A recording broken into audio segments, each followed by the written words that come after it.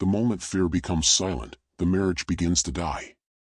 Not loudly, not suddenly, but quietly, inside the person who loved the most. She didn't fall out of love overnight. It didn't happen because of one fight, or one bad day, or one harsh word. That's not how long marriages die. They die in silence, in pauses, in moments too small to notice until it's too late. It started years before he ever realized something was wrong. The first crack was invisible. He stopped listening with intention. Stopped looking at her like she mattered. Stopped showing up in the small ways that make a woman feel chosen every day. At first, she tried to understand.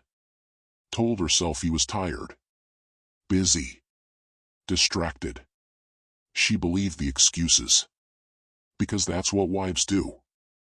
When they still want to fight for something, that's slowly slipping away. But then the tiny disappointments became patterns. And the patterns became distance. And the distance became a quiet ache. She carried alone every night. She asked him to talk. Not once. Not twice. But in 100 different ways.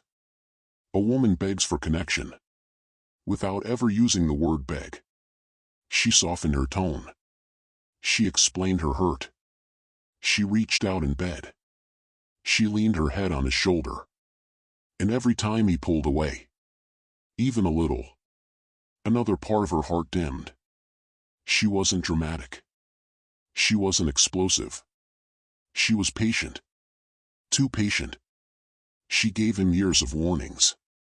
He never took seriously. Then came the shift. Not a loud one. A quiet one. She stopped correcting him. Stopped reminding him. Stopped asking him to change. She started living next to him, instead of with him. He didn't notice the way she sighed before walking into the house. He didn't see how her smile faded the second she turned away. He didn't hear the way her voice cracked when she said goodnight. He didn't feel the emotional space growing, inch by inch, day by day. She went silent, not because she didn't care, but because caring became painful. Silence became safer than trying to be heard. She learned to stop expecting him to check on her, to comfort her, to protect the pieces of her soul she once trusted him with. She cried quietly in rooms where he never looked. She wrote messages she erased. She slept facing the wall. She walked slower to the bedroom, hoping he'd ask what was wrong. He didn't. And when a woman stops trying, that's when the marriage truly ends. Not with a fight, not with a door slamming, but with a calm, heavy stillness that feels too peaceful to fix. The danger was never her anger. It was her silence. Because silence is the funeral of a heart that used to scream for connection. If your wife has gone quiet, you're not in the clear.